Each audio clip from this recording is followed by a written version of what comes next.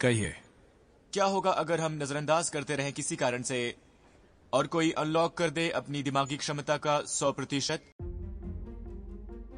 दोस्तों, आप रोज YouTube पर कई वैल्यूएबल वीडियोस देखते होंगे, डिफरेंट सोर्सेज से इन्फॉर्मेशन भी कंज्यूम करते होंगे। लेकिन अगर हम आपसे पूछें कि इतनी सब इन्फॉर्मेशन और नॉलेज लेने के बाद भी क्या आप ट्रूली एक स्मार्ट पर्सन हो, क्या आपका माइंड अपने मैक्सिमम और बेस्ट लेवल पे है, तो आपका जवाब क्या होगा?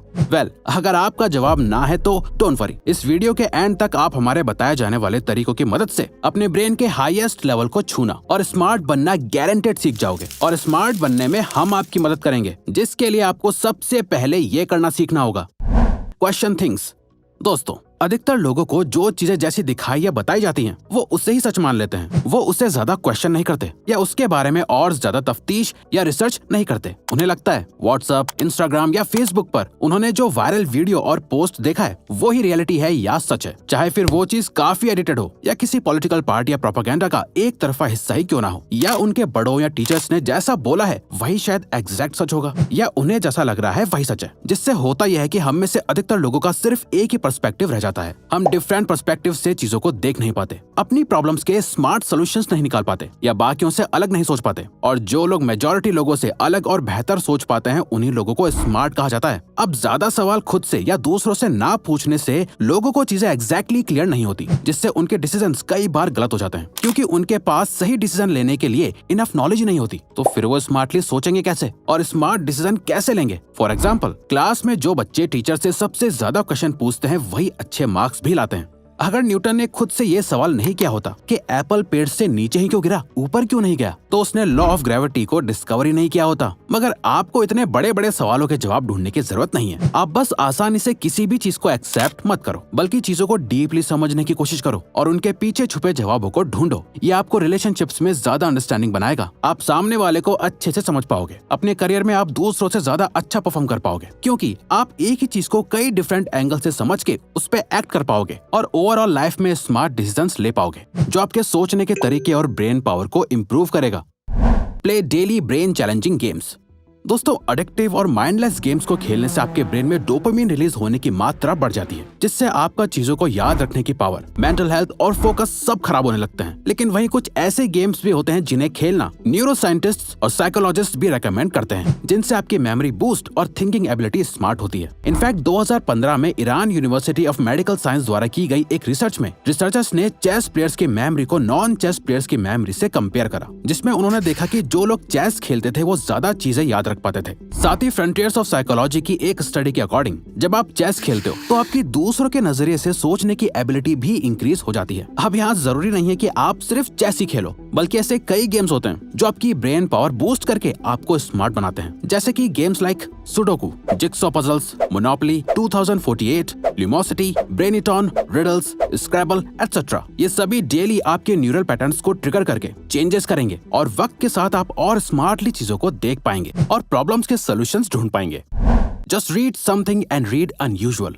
दोस्तों, ये हम अपने खुद के पर्सनल एक्सपीरियंस से बोल रहे हैं। अगर हम अपने फोकस का क्रेडिट किसी चीज को दें तो उसका एक बहुत बड़ा हिस्सा और रीजन डेली रीडिंग भी है। और साइकोलॉजिस्ट बताते हैं कि रीडिंग हमें सिर्फ और ज्यादा इंटेलेक्चुअल ही नहीं बनाती, बल्कि रीडिंग हमारे ब्रेन का फोकस भी बढ़ाती है, साथ ही शार्प और स्मार्ट भी। इवन ईयर 2009 में scientist Timothy Keller and Marshall ने दुनिया के सामने एक एविडेंस रखा, जिसके अकॉर्डिंग रीडिंग से हमारा ब्रेन खुद को फिजिकली रिवायर करता है, यानी अपने न्यूरल कनेक्शंस को और ज्यादा बढ़ाता है और साथ ही हमारे ब्रेन के अंदर व्हाइट मैटर ज्यादा बढ़ाता है। अब ऐसा इसलिए होता है क्योंकि जब आप रीडिंग करते हो तो आप अपने पर्सपेक्टिव को चैलेंज करके अपने माइंड में एक नई या इम्प्रूव इन्फॉर्मेशन रजिस्टर कर रहे होते हो। वर्ड्स को पढ़ते हुए आप उस सिचुएशन को इमेजिन करते हो, अपने माइंड में पिक्चर्स क्रिएट करते हो और उस चीज के बारे में बहुत ज्यादा सोचते हो, जो आपके ब्रेन के कई सारे पार्ट्स को एक साथ एक्टिव कर देता है। रीडिंग करना ऐसा ही है जैसे फिजिकली स्ट्रांग बनने के लिए आप जिम जाके एक्सरसाइज करते हो, वैसे ही रीडिंग करने से आपके ब्रेन की एक्सरसाइज होती है और आपकी मेंटल मसल्स बिल्ड होती हैं, जो आपको ज्यादा स्मार्ट बनाती हैं। यही रीजन है कि वर्ल्ड के अधिकतर स्मार्ट और सक्सेसफुल लोग आपको बुक्स पढ़ते हुए या बुक्स का जिक्र करते हुए दिखाई देंगे। Constantly learn and try new things. दोस्तों, आप बच्चे से मैच्योर पर्सन में कैसे डेवलप हुए? वेल, आप स्कूल गए, आपने नई लैंग्वेजेस सीखी, नए सब्जेक्ट्स पढ़े, नई स्किल्स सीखी, उन चीजों के बारे में जाना जिनके बारे में आपने पहले कभी नहीं सुना था। Maths, physics, English, Hindi, art, sports, science, life, क्या क्या नहीं सीखा, जो आपके ब्रेन के लिए कितना चैलेंजिंग था। पर इन सभी को सक्सेसफुली समझने के बाद ही आज आप समझदार बन पाए। तभी बोलते हैं कि एक एजुकेटेड और अनएजुकेटेड इंसान में काफी डिफरेंस होता है। लेकिन प्रॉब्लम तब आती है जब हम कुछ नया सीखना और अपने ब्रेन को चैलेंज करना ही छोड़ देते हैं, जबकि खुद को अपग्रेड करते रहना ही हमारा गोल होना चाहिए। जो लोग लाइफ लॉन्ग लर्नर होते हैं और कुछ न कुछ सीखते ही रहते हैं, वही आगे निकल जाते हैं, और जो खुद की कंडीशन से कॉम्प्रोमाइज कर लेते हैं, वो बाकी की भीड़ का हिस्सा ही बन के रह जाते हैं। इसीलिए आपको लर्निंग के प्रोसेस को हमेशा कंटिन्यू रखना चाहिए। आपको कॉन्स्टेंटली नई नई चीजें सीखते रहना होगा, वो चाहे कोई नई स्किल हो, एक नई हॉबी डेवलप करना हो, नए लोगों से बात करना हो, या फिर एक नई लैंग्वेज सीखना। In fact psychological and cognitive sciences की एक स्टडी में ये देखा गया कि जो बच्चे एक से ज्यादा लैंग्वेज बोल पाते हैं, वो बाकी के बच्चों से ज्यादा स्मार्ट होते हैं और बेटर सोच पाते हैं। इसीलिए अगर आप नई चीजें ट्राई करके अपने ब्रेन को चैलेंज करके स्मार्ट बनना चाहते हो, तो स्टार्ट करने के लिए आप सबसे पहले इंग्लिश सीखने का ट्राई कर सकते हो। अब ज्यादातर लोगों को इंग्लिश समझ तो आती है, वो इंग्लिश पढ़ या लिख तो लेते हैं, पर बोल नहीं पाते। अगर आपको भी इंग्लिश बोलने में प्रॉब्लम आती है, तो कैमली की मदद से आप अपनी इंग्लिश स्पीकिंग स्किल को बेहतर बना सकते हैं।